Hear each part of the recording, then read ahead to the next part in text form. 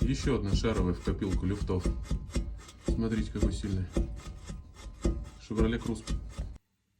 Полимерный вкладыш в корпусе шаровой опоры полностью разрушен. Выпадание пальца из корпуса. Вопрос нескольких километров.